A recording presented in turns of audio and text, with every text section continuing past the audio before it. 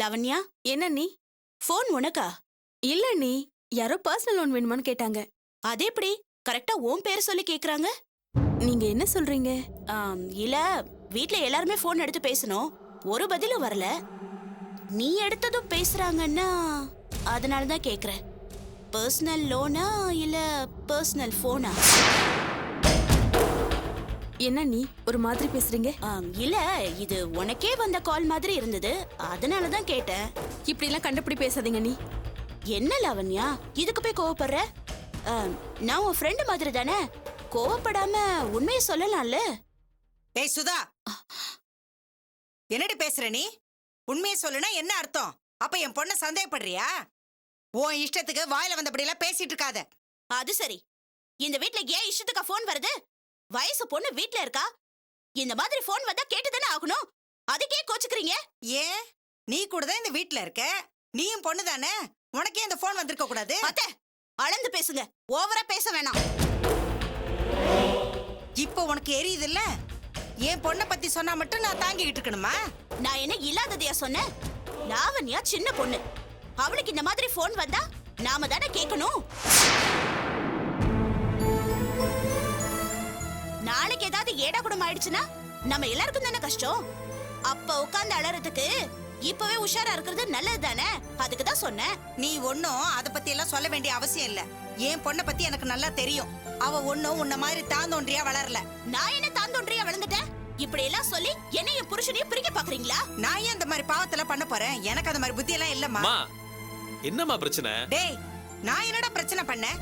எல்லாம் இவதான். பொழுது விடிஞ்சு பொழுது போனா ஏதாவது ஒண்ணு பேசி பிரச்சனை பண்ணிக்கிட்டே இருக்கா. உன் பொண்டாட்டி பேச்சு எதுவுமே சரியில்லை புவி, பாத்துக்கோ. முதல்ல தமிழ் அப்படி இப்படின்னு பேசி எதுக்கு எடுத்தாலும் அவனையே கரிச்சு கொட்டிக்கிட்டு இருந்தா. அவனுக்கு ஒரு நல்ல பொண்ணு கிடைச்சு சம்பந்தம் பேசி முடிவாய் போச்சு. இப்போ லாவண்யா பக்கம் பார்வையை திருப்பியிருக்கா. என்ன சுதா இதெல்லாம்?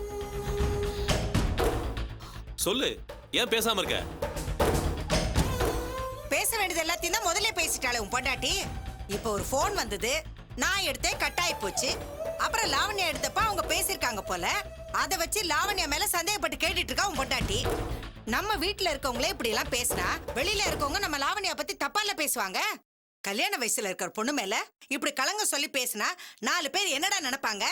அத்தை, வாய் மூடுங்க. ஏய், நான் என்ன அப்படி தப்பா சொல்லிட்டேன்னு இப்படி குதிக்கிறீங்க?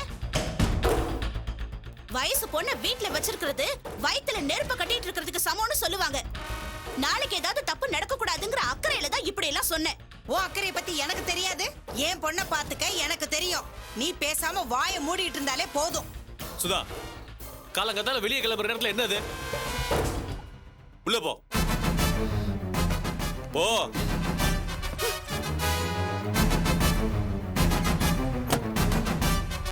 பாத்தியாடா அவ எப்படி எல்லாம் பேச போறான்னு? நீ ஏன் அதெல்லாம் கண்டுங்கற? என்னடா என் பொண்ணை பத்தி பேசினா எனக்கு கோவம் வராதா? உன் தங்கச்சி என்ன அப்படியே அலைஞ்சுக்கிட்டு இருக்கா? மா விடுமா, லாவண்யா பத்தி நம்மளுக்கு தெரியாதா? சரி வா, டிஃபன் எடுத்து வை, ஆஃபீஸ் போகணும். வா, டிஃபன் எடுத்து வைமா, ஆஃபீஸ் டைம் ஆச்சு, போகணும். வா ஏ வா. ஏன் சுதா அப்படி எல்லாம் பேசுற? ஏதோ அனாமத்தா வந்த ஃபோன் காலை வச்சு லாவண்யா எப்படி சந்தேகப்பட முடியும்? நான் கொடுத்தா அந்த கால் அட்டன் பண்ணேன், பேசல. போன்ல ஏதாவது பிரச்சனையா இருந்திருக்கும், அதை வச்சு வீணா ஏன் பிரச்சனை பண்ற? நான் சொன்ன ஆரம்பத்துல யாரும் நம்ப மாட்டீங்க, கடைசியில அதுதான் உண்மையாக போகுது. இப்படிதான் தமிழை பத்தி சொன்ன, நீங்க யாரும் நம்பல. அவ நிச்சயதார்த்தம் நடந்த அன்னைக்கு எப்படி எல்லாம் ஆட்டம் காட்டினா நீங்களும் பாத்துட்டு தானே இருந்தீங்க. இப்ப கூட எனக்கு தமிழ் மேல முழுசா நம்பிக்கை இல்ல. சரி, அவ ஆம்பளை பையன், எப்படியோ போட்டும். லாவண்யா விஷயத்துல அந்த மாதிரி எதுவும் நடந்துட கூடாதுன்னு தான் அப்படி எல்லாம் பேசுன. எப்படியோ போங்க, பின்னாடி ஏதாவது பிரச்சனை வந்துச்சுன்னா நீங்க எல்லாரும் சேர்ந்து தானே அனுபவிக்க போறீங்க. எனக்கு என்ன வந்துச்சு? அப்படி எல்லாம் ஒண்ணும் நடக்காது, எல்லாம் அம்மா பாத்துக்குவாங்க. நீயே தேவையில்லாம டென்ஷன் ஆகுற. அதெல்லாம் உங்க அம்மா முன்னாடி போய் பேச வேண்டியதானே. என்கிட்ட பேசுறதுக்கு மட்டும்தான் உங்களுக்கு வாய் இருக்கா?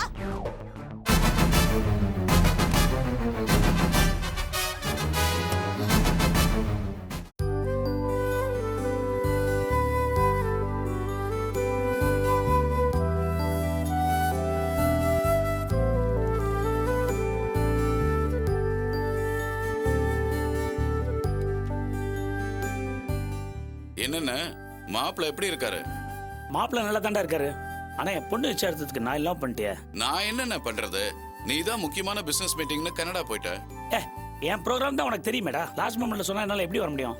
பிசினஸ் பார்ட்னர்ங்கிறவரில் இவ்வளவு என் கூட வந்து சைன் பண்ண வேண்டியதா போச்சு. இல்லாட்டி இவ்வளவு விட்டுட்டு போயிருப்பேன். நாங்க 2 பேருமே சாரு நிச்சயார்த்தத்துக்கு இல்லாம பண்ணிட்டேடா. மாப்பிள்ளையோட அம்மா தான் நிச்சயதார்த்தத்துக்கு நாள் குறிச்சாங்க. அந்த நாளை விட்டா அடுத்த 2 மாசத்துக்கு முகூர்த்தமே இல்ல. சிம்பிளா வீட்டோட பண்ணிடலான்னு கம்பல் பண்ணாங்க. சாருவுக்கு மாப்பிள்ளைய பிடிச்சிருக்கு. நல்ல விஷயத்தை ஏன் தள்ளி வைக்கணும்னு முடிவு பண்ணிட்டோம். சாரிடா செல்லம், உன் நிச்சயார்த்தத்துக்கு பெரியப்பாவால வர முடியாம போச்சு. அதை நினைச்சு நான் ரொம்ப வருத்தப்படுறேன். போங்க பெரியப்பா, அதை இப்ப வந்து சொல்றீங்க. எனக்கு உங்க மேல எவ்வளவு கோவம் தெரியுமா? உங்ககிட்டயும் பெரியம்மா கிட்டயும் பேசவே கூடாதுன்னு நினைச்சேன். விடுமா, இந்த கல்யாணத்தை உன் பெரியம்மாவும் பெரியப்பாவும் தானே முன்னாடி நின்று நடத்த போறாங்க. அப்புறம் என்னம்மா கவலை? நான் தானே நடத்தி ஆகணும். என்னடா அது ஆல்பத்துல ஒரு போட்டோ மாத்திரம் மிஸ்ஸிங் ஆயிருக்கு? இல்லையே, நான் பார்க்கும்போது எல்லா போட்டோவும் இருந்துச்சே. ஆல்பத்துக்குள்ளேயே எங்கேயாவது இருக்கும். ஒரு போட்டோ மட்டும் யார் எடுத்திருப்பாங்க? அப்பா, ஆண்டி நேத்தே ஃபோன் பண்ணி ஆல்பம் வந்துருச்சான்னு கேட்டாங்க. நான் வேணா உங்க வீட்டுக்கு போய் ஆல்பம் கொடுத்துட்டு வரவா? ஆ? இல்லப்பா, நான் தனியா போகல. நான் நிதிஷ கூட கூட்டிட்டு போறேன். என்னம்மா அவ்வளவு அவசரமா? மாப்பிள்ளைய பார்க்க போறேன்னு சொல்லிட்டு போக வேண்டியதானே? இதுக்கு காரணம் தேடுற? ஐயோ பெரியப்பா, அதெல்லாம் ஒண்ணும் இல்ல. ஆண்டி நேத்தே ஆல்பம் பார்க்கணும்னு கேட்டாங்க. அதான் அவங்களுக்காக தான் எடுத்துட்டு போறேன்.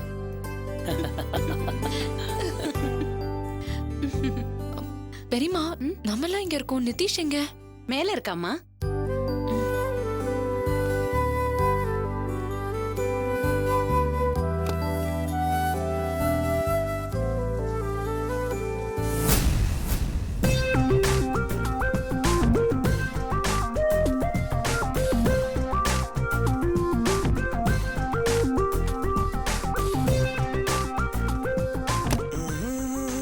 சாரு நீ எப்போ வந்த? நான் வந்து 2 நாள் ஆச்சு. நக்கல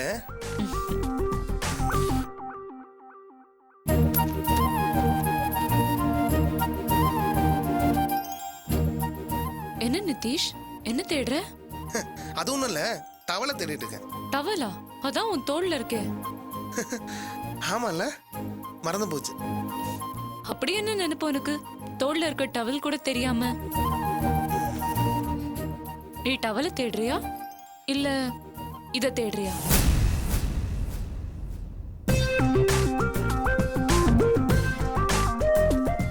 ஏய், யார் போட்டோ இது? எங்க கூட பார்க்கலாம்? ஏய், போட்டோவை வாங்குறதுக்காக என்கிட்டயே போட்டு வாங்குறியா நீ?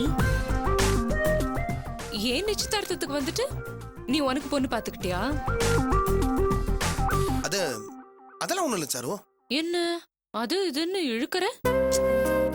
இல்ல, அந்த பொண்ணை பார்த்தோன்னே பிடிச்சிருந்துச்சு. எந்த பொண்ணு? அதான் தெரியுதுல்ல, அப்படியே சும்மா சும்மா மடக்குற.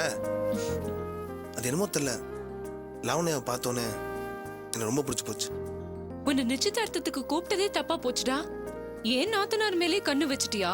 ஆமா, சொந்த விட்டு போக கூடாது இல்லையா? ஏண்டா, எனக்கே இன்னும் கல்யாணம் ஆகல, அதுக்குள்ள நீ சொந்தத்தை பத்தி பேசுறியா? நீ சரி, அங்க எப்படி? அவளுக்கும் உன் மேல ஏதாவது? நீ வேற, அவன் என் முகத்தை சரியா பார்த்தலாம் இல்லைன்னு தெரியல. ஏண்டா, கல்யாண வீட்ல அப்படி இப்படி சில லவ் உருவாகும். அது எப்படிடா 1 hour நடந்த நிச்சயதார்த்தத்துல உனக்கு காதல் உருவாயிடுச்சு? சாரு, காதலுங்கிற ஆக்சிடென்ட் மாதிரி, அது எப்ப வரும் எங்க வரும்னு யாருக்கும் தெரியாது. இப்பதான் லவ்வுக்கு பிள்ளையார் சொல்லி போட்டிருக்க, அதுக்குள்ள தத்துவம் பேசுறியா? சரி, அதான் உன் மனசுக்கு தெரிஞ்சிருச்சுல, அப்புறம் எதுக்கு தயங்குற? லாவண்யா உனக்கு ஏத்த ஜோடிதான். அவ ரொம்ப நல்ல பொண்ணுடா. அவளை மிஸ் பண்ணாம உன் மிஸ்ஸஸ் ஆக்கிக்க. ஆனா ஒன்னு சொல்றேன் கேளு, நீ மத்த விஷயத்துல சோம்பேறியா இருக்கிற மாதிரி இந்த விஷயத்துல இருந்தனா வேலைக்கு ஆகாது. உடனே அவளுக்கு போன் போடு. போன் போட்டேன். என்னடா சொல்ற? அவகிட்ட பேசுனியா? பேசிட்டேனே. அட பாவி, எல்லாம் முடிஞ்சு போச்சா? அதுலதான் ஒரு சின்ன சிக்கலாயிடுச்சு. அவட்ட போன் பண்ணி என்ன பேசணும்னு தெரியாம, நான் தான் பேசணும்னு சொல்ல முடியாம, பர்சனல் லோன் அதுன்னு சொல்லி சொதப்பிட்டேன். சரி விடு. நிச்சயதார்த்த ஆல்பம் கொண்டு போய் கொடுக்கறேன்னு அப்பா கிட்ட பெர்மிஷன் கேட்டேன். சரின்னு சொல்லிட்டாரு. போனா போது நிதிஷும் கூட்டிட்டு போறேன்னு சொன்னேன். ஓகேன்னு சொன்னாரு. சீக்கிரம் ரெடி ஆயிட்டு வா. எது? போனா போது நீ என்ன கூட்டிட்டு போறியா? ஒன்னும் தேவையில்ல, சித்தப்பா நான் சொல்லிடுறேன். ஆல்பம் நானே கொடுத்துக்கிறேன், நீ இங்கே இரு. கடைசி நேரத்துல காரியத்தை கெடுத்துறாதடா. அப்படி வா வலிக்கு. இங்க பாரு, இந்த விஷயத்தை பொறுத்த வரைக்கும் நீ நானும் மியூச்சுவல் அண்டர்ஸ்டாண்டிங்கா இருக்கணும், புரியுதா? சரி, சீக்கிரம் ரெடி ஆயிட்டு சும்மா ஜம்முன்னு வா. எது ஜம்முனா? நிச்சயதார்த்த அன்னைக்கு நான் கார் ஓட்டிட்டு வந்தனால லாவண்யா என்ன டிரைவர் நினைச்சிட்டு இருக்கா.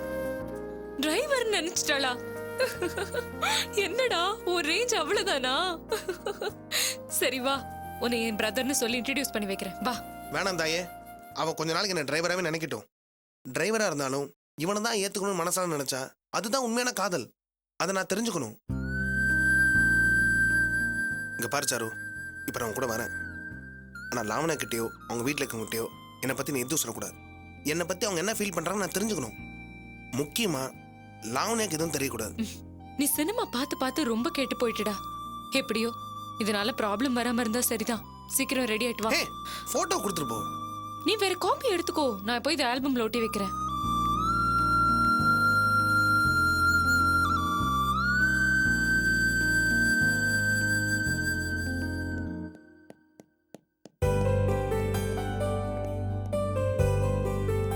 என்னடா மாடிப்படி ஏறும்போது அவனுக்கு மூச்சு வாங்க, உனக்கு இறங்கும்போதே மூச்சு வாங்குது. அந்த அளவுக்கு உடம்பு வளர்த்து வச்சிருக்கல. ஆமா, நேத்துக்கு ஆர்டர் பார்க்க சொல்றேன், பாத்தியா? சாரிப்பா, மறந்துட்டேன். என்னடா சாரி, யூஸ்லெஸ் சொல்லடா நீ. கொடுத்த வேலை ஒன்னையாவது ஒழுங்கா சரி நான் பண்றேன். என்னன்னு அவன் சின்ன பையன், அவனை போய் இப்படி திட்டிட்டு. யாரு இவனா? சின்ன பையன். இவன் வயசுல அவன் ஆபீஸை மெயின்டைன் பண்ணிட்டு இருக்கான். இவனை பாரு, நல்ல டயத்துக்கு சாப்பிட்டு உடம்ப நல்லா வளர்த்து வச்சிருக்கான். தூங்கி தூங்கி நான் எப்படி இருக்கேன், அவன் எப்படி இருக்கான் பாரு. ஆமா, உங்களுக்கு வேற வேலையே இல்ல. எப்ப பார்த்தாலும் அவன் குண்டா இருக்கான்னு கரிச்சு கொட்டதே உங்களுக்கு வேலையா போச்சு. பாவம், அவன் என்ன பண்ணுவான்? அவன் உடல் வாக அப்படி. ஏய், நீ சும்மா சும்மா அவனை சப்போர்ட் பண்ணிருக்காத என்ன? உடம்பு வளைஞ்சு வேலைகளை பார்த்ததுல எல்லாம் நல்லா இருக்கும். உடல் வாகு. டேய், உன்னை கெடுக்க உங்க அம்மா ஒருத்தி போதும்டா. பா, பாடிட்டு பார்க்கணும் தானே, இனி பாத்துறேன்ப்பா. கிழிச்ச நேத்து தான் லாஸ்ட் டேட், நேத்தே பாத்துருக்கணும். உன்னை நம்பினது என் தப்பு. விடுங்கண்ணா, அவனுக்கு ஒரு கல்யாணம் பண்ணி வச்சா எல்லாம் சரியா போயிடும். யாருக்கு? இவனுக்கா? அது ஒண்ணுதான் இவனுக்கு குறைச்சல். நீ வேற. அப்பா இப்படி எல்லாம் சொல்றாருன்னு கவலைப்படாதப்பா. சித்தப்பா, யூ ரிலாக்ஸ் சித்தப்பா. why so serious? எல்லா இந்தியன் ஃபாதர்ஸ் எப்படி நடந்துப்பாங்க அப்பதான் அப்பா நடந்துருக்காரு. எல்லா இன்டென்ஷன்ஸ் எப்படி நடந்துக்கணும் அப்படிதான் நான் நடந்துருக்கேன். இதுக்கே நீ சீரியஸ் ஆவறீங்க? ரிலாக்ஸ் சித்தப்பா, relax. Okay, bye Charu, let's go. வரேன்பா.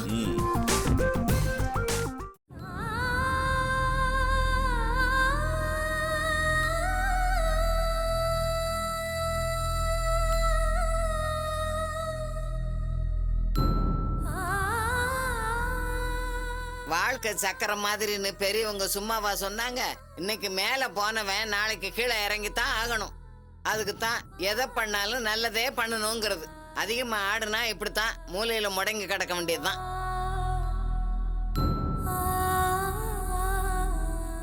நான் கும்பிடுற முருகன் சாதாரண ஆளா? சரியா காட்டிட்டான் பாரு.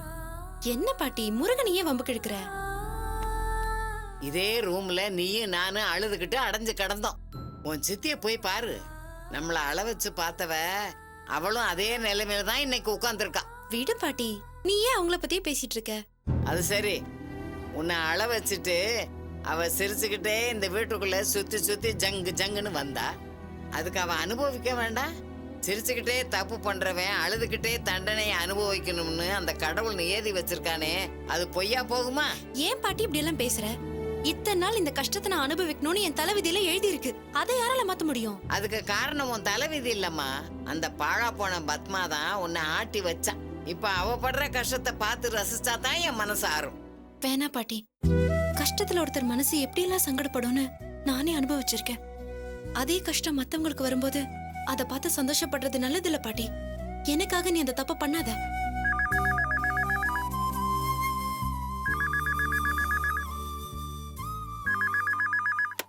ஹலோ, நான் மோகன் பேசுறேன். போன் அம்மா கிட்ட கூட. ஏய் மோகன், எங்க இருக்க நீ? சொல்ல கேக்குறல்ல. அப்பா உன்னை எங்கெல்லாம் தேடி அலைஞ்சாருன்னு தெரியுமா? போன கூட என் பிள்ளை கிட்ட உனக்கு என்ன பேச்சு வேண்டி கிடக்கு? போடி இங்க இருந்து. மோகன், அம்மா நான் நீ எங்கடா போய் தொலைஞ்ச? போறவ சொல்லிட்டு போறது இல்லையா? இங்க என் உசுறு போகுதுடா. நீ பாவம். நீ என்ன கஷ்டம்னு இந்த வீட்டை விட்டு போனியோ அந்த ஆண்டவனுக்கு தான் வெளிச்சம். ஆனா நீ பணத்தை திருடிட்டு போயிட்டேன்னு உன் மேல எல்லாரும் பழி போட்டு பேசுறாங்கடா. உன் தங்கச்சிக்கு ஏதோ சொல்லி கொடுத்து அவளையே எங்கிட்ட இருந்து பிரிச்சுட்டாங்கடா. டேய், எனக்கு இந்த வீட்ல இருந்த உரிமை எல்லாம் போச்சுடா.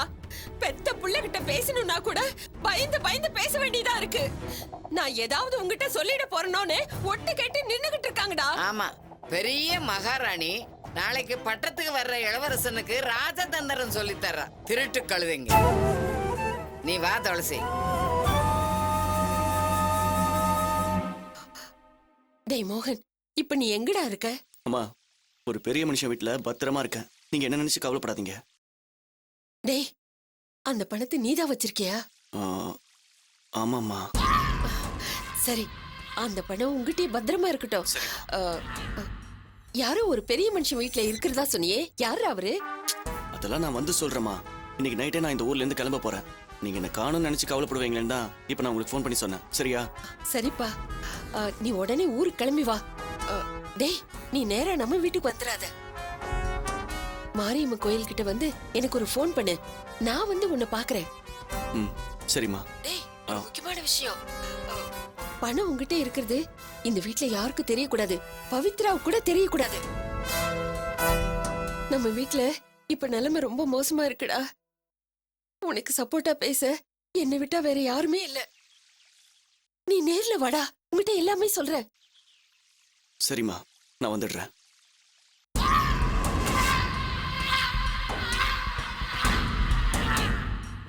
கிழவி, என்ன சொன்ன? சக்கரை சுத்துதா? சக்கரை மறுபடியும் இப்ப எங்க பக்கம் சுத்த ஆரம்பிச்சிடுச்சு. என் புள்ள வரட்டும், அப்புறம் வச்சுக்கிறேன்.